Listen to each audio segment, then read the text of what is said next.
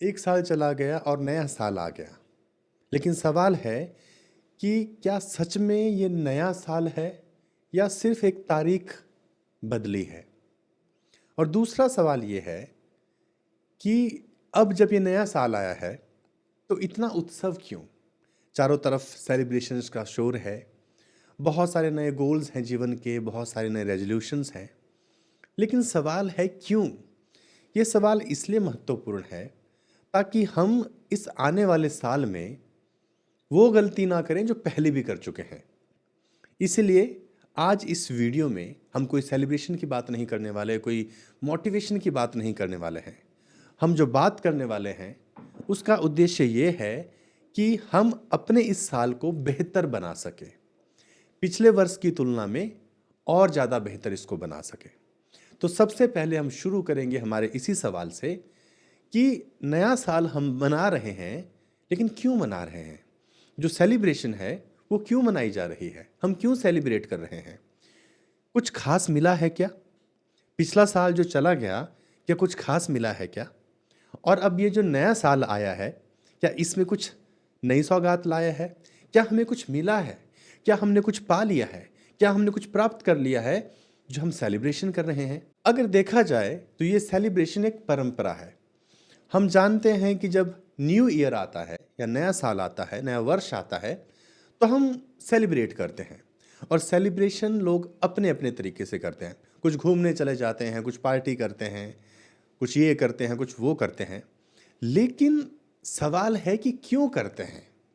जब तक हमें इस सवाल का जवाब नहीं मिल जाता ना, तब तक वो सेलिब्रेशन हमारे जीवन पे किसी भी तरह का कोई परिवर्तन नहीं ला सकती है। अगर किसी को पूछ लिया जाए कि नए साल पे क्यों सेलिब्रेट कर रहे हो, तो ज़्यादातर लोगों को इसका उत्तर नहीं पता। वो बस ये जानते हैं कि एक साल चला गया और नया साल आ गया। लेकिन अगर देखा जाए तो दिन वैसा ही है जैसा पहले था। कल 31 तारीख थी और आज 1 तारीख है, वैसा ही दिन है। 10-15 दिनों तक बड़ा जोश रहेगा कि हम इस साल ये करेंगे, इस साल वो करेंगे। लेकिन कुछ दिनों के बाद आप देखेंगे कि ये साल फिर से वैसा ही चलेगा। तो सवाल था कि ये उत्सव क्यों, इसके पीछे कारण क्या है। तो चलिए इसके कारण को समझते हैं। इसका कारण ये है कि जो साल बीत गया उसके बाद ये जो नया साल आया है, पहली तारीख है और इस तारीख में हम आप साथ खड़े हैं। यानी कि हम इस पृथ्वी पर जीवित हैं। जी हाँ, उत्सव हम इसलिए मना रहे हैं क्योंकि हम जीवित हैं, क्योंकि पृथ्वी पर जीवन बेहद महत्वपूर्ण है। मृत्यु का इतना महत्व नहीं है जितना जीवन का है। कहते हैं कि जन्मों जन्मों के पुण्य से मनुष्य का जीवन मिलता है। मनुष्य का जीवन इसलिए मिलता है ताकि वो अपनी अपूर्णता को, अपनी अतृप्ति को पूरा कर सके या खुद को पूरा कर सके, पूर्ण कर सके, उसको मोक्ष मिले, उसको मुक्ति मिले। इसलिए जीवन है। और हम जीवित क्यों हैं, इसका कुछ कारण होगा। इसका मतलब ये है कि कुछ महत्वपूर्ण है। अब 1 साल चला गया, नया साल आया, तो इसका मतलब ये है कि समय लगातार चल रहा है। समय की गति का हमें पता चलता है जब नया साल आता है। अब समय जब चल रहा है तो इसका मतलब ये है कि समय हमारे ऊपर भी तो प्रभाव कर रहा है, क्योंकि हम भी इसी समय का हिस्सा हैं, हम भी इसी के भीतर गति कर रहे हैं। नया साल आया है, 1 साल चला गया, मतलब हमारे जीवन का भी 1 वर्ष चला गया, हमारी आयु भी 1 वर्ष कम हो गई है। ऐसी बातें हम इसलिए नहीं कर रहे ताकि खुद को दुखी कर लें और खुद को सैड कर लें। हम तो सत्य कह रहे हैं। ये सत्य हम इसलिए समझने की कोशिश कर रहे हैं ताकि हम ये एहसास हो सके कि समय चल रहा है, समय बीत रहा है और हमारे पास समय सीमित है, लिमिटेड है। पिछली साल 31 तारीख को बहुत से ऐसे लोग रहे होंगे जो आज 1 तारीख को नहीं है। उन्होंने आज का सूर्य नहीं देखा है। देखिए, इसे कहते हैं विडंबना। उन्हें नहीं पता था कि आज का सूर्य वो नहीं देखेंगे। बहुत से लोगों ने आज का सूर्य नहीं देखा है, लेकिन हमने तो देखा है। हम तो आज बैठे हैं, बात कर रहे हैं, सुन रहे हैं। तो क्यों? क्योंकि हमारा जीवन महत्वपूर्ण है। हमारे पास एक मौका है, उस ईश्वर ने, भगवान ने, जिसे भी आप मानते हैं, या फिर प्रकृति ने हमें एक मौका दिया है और ये मौका कुछ पूरा करने का है। हमारे पास कुछ ऐसा है, हमारे भीतर कुछ ऐसा है जो अभी पूर्ण नहीं हुआ है। तो हमें एक मौका मिला है और इस मौके का हमें पूरा फायदा उठाना है, क्योंकि हमें नहीं पता है कि हमारा जीवन कितना है। हम हमारे साथ कोई गारंटी कार्ड लेकर नहीं आए हैं। और अगर आपको मेरी बातें सुनकर बुरा लग रहा हो कि कैसी बातें हो रही हैं यहाँ पर, तो आपको थोड़ा ध्यान देना चाहिए कि इस धरती पर जन्म और मृत्यु जीवन के दो महत्वपूर्ण पहलू हैं। ये घटते ही रहते हैं, घटते ही रहते हैं। अभी जब हम बात कर रहे हैं, सुन रहे हैं, नया जन्म भी हो रहा है और बहुत से लोगों की मृत्यु भी हो रही है। और ये हम इसलिए बात करते हैं ताकि ये एहसास हो जाए कि हमें तेजी से काम करना है, कर्म करना है। ठीक है, तो इसलिए हम ये बात कर रहे हैं ताकि होशपूर्ण जीवन जिए, तभी आने वाला वर्ष हमारे लिए कुछ लेकर के आएगा। पिछला वर्ष हमें कुछ सिखाकर गया है, ये वाला वर्ष आजमाएगा। तो आने वाले साल में क्या करें, किस तरह से अपने जीवन को जिएं और क्या ना करें, दो चीजें बड़ी महत्वपूर्ण हैं। पहली बात, हमें आत्मचिंतन करना है कि हमने पिछली साल क्या गलतियां की। हम सब मनुष्य हैं, मानव हैं और गलतियां हमसे होती ही रहती हैं। तो हमें पीछे मुड़कर देखना है, चिंतन करना है, सोचना है उसके बारे में कि कौन कौन सी ऐसी गलतियां हमसे हो गई जो हमें फिर से नहीं करनी है। आत्मचिंतन करना है, देखना है उन गलतियों को। क्यों देखना है? क्योंकि अगर आप उन गलतियों को नहीं देखेंगे तो अगली साल यानी कि इस साल फिर से उन गलतियों को हम दोहराएंगे, क्योंकि हम हमारी गलतियों को हमेशा दोहराते रहते हैं। हमसे पहले एक बार गलती होती है, उसके बाद हम उसको भूल जाते हैं और वो गलती फिर से हम रिपीट करते हैं अलग तरह से। और जब नुकसान होता है तो फिर हमें याद आती है कि अरे हमने तो पहले भी ये गलती कर ली थी। लेकिन अगर देखें तो ये गलती एक बार नहीं हो रही है, ये बार बार रिपीट हो रही है। इसी को कहते हैं अज्ञान का चक्र। और जब तक हम मंथन ना कर लें, अपनी उन गलतियों को देख ना लें, वो रिपीट करना हम नहीं रोक सकते हैं। अब एक ही गलती को बार बार रिपीट करेंगे तो इससे समय नष्ट होता है।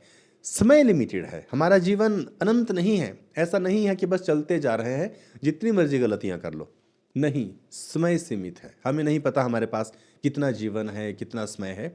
इसलिए देखो क्या क्या गलतियां थी, कौन गलत लोग जीवन में थे, किन लोगों के साथ नहीं रहना चाहिए, किन लोगों ने समय खराब किया, किन लोगों की वजह से हमारा पतन हुआ, क्या ऐसे काम थे जिससे हम पीछे गए, आगे नहीं गए, किससे हमारा नुकसान हुआ। वो सारा एनालिसिस आपको करना है। हो सके तो कागज पे जरूर लिखिए। यह है इस साल की तैयारी। युद्ध पे जाने से पहले तैयारी करनी होती है। और हमारा जीवन एक संघर्ष होता है, एक युद्ध ही है। और युद्ध पे जाने से पहले जो लोग तैयारी नहीं करते ना, वो बेमौत मारे जाते हैं। हमें वैसे नहीं मरना है, हमें तैयारी करनी है। हमें देखना है कि हमें कौन कौन से अस्त्र शस्त्र साथ लेकर जाने हैं, कौन सा कुछ पहनना है, किन अस्त्रों और शस्त्रों में हम निपुण हैं, कौन हम अच्छे से चला सकते हैं। वो सारी चीज़ें हमें देखनी है। तो अपनी गलतियों को हमें देखना है। और दूसरी बात ये कि मानव है तो मानवीय गलतियां हो जाती हैं, उनके ऊपर पश्चाताप करने की कोई ज़रूरत नहीं। जो बीत गया सो बीत गया। गलतियां पकड़कर बैठने के लिए नहीं होती, वो ढोने के लिए नहीं होती जीवन भर। गलतियां होती हैं देखने के लिए, उनसे कुछ सीखने के लिए, ताकि आगे कुछ अच्छा हो सके। भगवान श्री कृष्ण ने गीता में बताया कि शोक मत करो उन चीज़ों का जो तुम्हारे हाथ में ही नहीं है। जिन चीज़ों का शोक नहीं करना चाहिए उनके ऊपर शोक करना मूर्खता है। श्री कृष्ण अर्जुन को यही समझाते हैं कि जो तुम्हारे हाथ में नहीं है ना, उसका शोक मत करो। और हमसे गलतियां हो जाती हैं और हमें बाद में लगता है कि ये गलती हमसे क्यों हो गई। लेकिन यकीन मानिए, जब हमसे गलती होती है ना, तब हमें वो सही लग रहा होता है, क्योंकि तब हमें नॉलेज नहीं होता है। अज्ञान की वजह से गलतियां हो जाती हैं, तो उनको जाने दो। ऐसा कोई नहीं है जो इस दुनिया में गलती नहीं करता, हम सब गलती करते हैं। तो अपनी गलतियों का एनालिसिस किया, उसके बाद उनके ऊपर कोई पछतावा नहीं किया, उनसे कुछ सीख ले ली, उनको अपने मन में बिठा दिया। अब दूसरी बात क्या करनी है, इस साल वो करना है जिससे हम और ज़्यादा बेहतर बने। यानी कि पिछले साल देखो, पिछले साल आपने गलतियां भी की, लेकिन कुछ तो ऐसे काम किए होंगे जिससे आपका जीवन बेहतर बना होगा। कुछ आदत बना ली होगी, शायद सुबह जल्दी उठने की, कुछ नई स्किल सीख ली होगी, कुछ अच्छे लोगों का साथ मिल गया होगा, कुछ ऐसे लोगों का साथ मिल गया होगा जिन्होंने आपको बेहतर बनाया, जिनके साथ रहने से आपके जीवन में एक सकारात्मक बदलाव आया। देखो उन चीज़ों को, क्या कुछ आपने किया, क्या पॉजिटिव चेंजेस में आप में आए थे जिससे आप बेहतर हुए। और ऐसी जो चीज़ें हैं उनको अगले साल हमें रिपीट करना है, बल्कि और ज़्यादा मजबूत करना है। क्योंकि ये जो सारी चीज़ें हैं ना, जो बेहतरी है, बेहतरी आपको दुख से बाहर लेकर आती है, दुख से दूर करती है। तो जो सारी चीज़ें आपको दुख से दूर लेकर जाती हैं, हमें उन्हें बार बार रिपीट करना है। और वो सारी चीज़ें जो हमें दुख की ओर लेकर जाती हैं, यानी कि हमारी गलतियाँ, उनसे हमें सीखना है और उनको वापस रिपीट नहीं करना है। भगवान श्री कृष्ण कहते हैं कि मनुष्य अपना मित्र भी स्वयं है और शत्रु भी स्वयं है। यानी कि यहाँ हमारी सहायता हम स्वयं ही करते हैं, कोई दूसरा हमारी सहायता करने वाला नहीं है। हमारे पास चुनाव होता है, हम चुन सकते हैं अच्छा या बुरा, सही रास्ता या गलत रास्ता। सही रास्ता हमें बेहतरी की ओर लेकर जाएगा और गलत रास्ता हमें पतन की ओर लेकर जाएगा। सही रास्ता मुश्किल होगा, गलत रास्ता आसान लगता है, लेकिन मुश्किल भरा रास्ता भी कल्याणकारी होता है। वो जीवन में शांति की ओर लेकर जाता है। इसके हजारों उदाहरण हैं। शॉर्टकट किसने आजमा लिया और बाद में जेल जा रहे हैं। यहाँ मुश्किल हालातों का सामने किया, लेकिन रात को चैन से सो भी तो रहे हैं। कोई चिंता नहीं, कोई डर नहीं, कोई भय नहीं है। तो ये एक उदाहरण था। अगली महत्वपूर्ण बात यह है कि समय सीमित है। श्री कृष्ण अर्जुन को गीता में बताते हैं कि मैं समय हूं और मैं हर चीज को नष्ट कर देता हूं। समय हर चीज को नष्ट कर देता है। हम भी गतिशील हैं, हमारा शरीर भी धीरे धीरे नष्ट ही हो रहा है। हमारी जो कोशिकाएं हैं वो धीरे धीरे नष्ट हो रही हैं। आप देखिए ना, आपके बड़े बुजुर्ग, नाना नानी जितने भी थे, सब चले गए। क्या कोई बचा? नहीं, एक एक करके सब चले गए और समय ने सब के ऊपर एक पर्दा डाल दिया। शायद उनकी एक फोटो बस घर में लगी रहती है। तो हमारा भी यही होने वाला है। समय हम पर भी पर्दा डाल देगा। हम भी गुजरे जमाने की एक बात बनकर रह जाएंगे। इससे दुखी नहीं होना है, इससे अलर्ट हो जाना है कि हमें खूब सारा काम करना है। हम बात कर रहे हैं कर्म योग की। भगवान श्री कृष्ण ने कर्म योग के विषय में बताया। अगर आपको इस विषय में ज़्यादा जानना है तो आप हमारे ही चैनल पे गीता के एक एक वीडियोस को सुन सकते हैं, समझ सकते हैं। श्री कृष्ण ने बताया कि कर्म करो और उस स्वार्थ के लिए मत करो, यानी कि अपने लिए मत करो, जन कल्याण के लिए करो। सेवा में अपने जीवन को लगा दोगे तो वही कर्म तुम्हारा फिर योग बन जाएगा। योग मतलब अगर सीधे सीधे कहें तो ईश्वर की प्राप्ति। दूसरों की सेवा के लिए कर्म करोगे तो ईश्वर की प्राप्ति हो जाएगी, यानी कि आप में पूर्णता आ जाएगी। पूर्णता का मतलब ही होता है कि पूरे हो जाना, मोक्ष मिल जाना। मोक्ष का अर्थ आता है सारे दुखों की छुट्टी, जो हम चाहते हैं। हम नहीं चाहते हमारे जीवन में कोई भी दुख आए, ठीक है। तो इन दुखों से मुक्ति का जो रास्ता है वो ये है, जमकर कर्म करो। भगवान ने कभी नहीं कहा, हमारे वेद पुराण शास्त्रों ने कभी नहीं कहा कि भगवान भरोसे बैठो। श्री कृष्ण इसलिए तो अर्जुन को कहते हैं कि कर्म करो, जितना कर्म कर सकते हो करो। हाँ, भले ही तुम मुझसे प्रार्थना करो, लेकिन तुम कर्म करते जाओ, तेजी से कर्म करो। हमारी जो बुरी आदतें हमें पीछे खींचती हैं उनका त्याग कर देना है। नया साल सिर्फ संकल्प से नहीं बदलेगा, नया साल कर्म से बदलेगा। कर्म से योग मिलता है। हमें ये समझना है कि हमारे जीवन का उद्देश्य क्या है। अब बात आती है कि हम सेलिब्रेट कर रहे हैं न्यू ईयर को, हैप्पी न्यू ईयर सबको कह रहे हैं, लेकिन न्यू ईयर हैप्पी कैसे होगा? ऐसा क्या है जिसकी वजह से हैप्पी होगा? हमारा जीवन का उद्देश्य जो था, क्या हमने पूरा कर लिया? क्या जो पिछली साल बीती, क्या उसमें कुछ भी हाथ लगा है? ज़्यादातर लोगों के हाथ कुछ नहीं लगता है। पैसा आ जाता है, गाड़ी आ जाती है, बंगला आ जाता है, लेकिन बेचैनी तो नहीं मिटती। वो गतिशीलता तो बनी ही रहती है। आदमी थोड़े पैसों के बाद और पैसे के पीछे भागता है। कुछ मिलता है तो उसके बाद फिर कुछ और ढूंढने की तलाश में चलता है। कुछ और भोगना चाहता है, उपभोग करना चाहता है, लेकिन शांति तो नहीं मिल रही, वो कहीं रुक तो नहीं रहा है। इसका मतलब ये है कि उसको वो नहीं मिला जो उसको चाहिए था। क्योंकि जब वो मिल जाता है ना, फिर गतिशीलता नहीं रहती, यानी कि वासनाएं नहीं रहती, फिर इच्छाएं नहीं रहती किसी चीज़ की, फिर आदमी संतुष्ट हो जाता है कि जो है उसमें संतुष्ट है। ऐसा नहीं है कि आदमी धन नहीं कमाएगा, कमाएगा लेकिन धर्म से कमाएगा, उसको लालच नहीं है उसको कमाने का। तो जिसका उद्देश्य पूरा हो गया होगा ना, उसका जीवन तो आनंद से भर उठा होगा। तो क्या हमारा उद्देश्य पूरा हो गया? हमारा उद्देश्य था स्वयं को जानना, अपना ज्ञान प्राप्त करना। क्या वो हो गया? तो फिर न्यू ईयर हैप्पी कैसे हो जाएगा, या पिछला साल हैप्पी कैसे था? जिसने अपने जीवन में थोड़ा भी अपना उद्देश्य पूरा किया, हाँ, उसके लिए सच में उत्सव का विषय है। उसका जीवन बड़ा ही महत्वपूर्ण है, क्योंकि उसने अपने जीवन का सदुपयोग कर लिया। और जिसने ये नहीं किया है, उसके लिए ना पिछला साल हैप्पी था, ना यही साल हैप्पी होने वाला है, क्योंकि दुख तो पीछा छोड़ने ही वाले नहीं हैं। इसीलिए हमें भगवान के बताए हुए उस रास्ते पर चलना है, जहाँ हमें कर्म योग का अनुष्ठान करना है, स्वयं को जानने का प्रयास करना है। क्योंकि जब आप स्वयं को जानेंगे ना, तभी आपके निर्णय भी सही दिशा में जाएंगे। और सही दिशा में जब निर्णय लिए जाते हैं ना, तो जीवन सफलता के रास्ते पर चलता है। सफलता का मतलब यहाँ पर अमीर बनने से नहीं है। सफलता का मतलब ये है कि आप जो स्वयं को जानना चाहते हो, जो पूर्णता का आपका सफ़र है, वो धीरे धीरे पूरा होने लगता है। और अगर ज़रा सा भी, एक कदम भी हम उस रास्ते पर चल दें, तो फिर वो कदम कभी लौट के पीछे नहीं आता। ये बड़ा फ़ायदा है। श्री कृष्ण ने अर्जुन को बताया था कि इस रास्ते पर अगर चल पड़े, यानी कि जब हम कर्म करते हैं लोगों के भले के लिए, तो उससे जो मिलता है वो कभी खत्म नहीं होगा, वो पूंजी कभी समाप्त नहीं होती है। हमें इस नए साल में चेतना का विकास करना है, क्योंकि चेतना की वैल्यू है। शरीर मिट जाएगा, ये स्थायी नहीं है, ये परमानेंट नहीं है, लेकिन चेतना को धीरे धीरे बढ़ाते जाना है। और तब तक बढ़ाते जाना है जब तक ये असीमित ना हो जाए। असीमित का मतलब है कि जब ये उस ईश्वर में मिलकर एक ना हो जाए।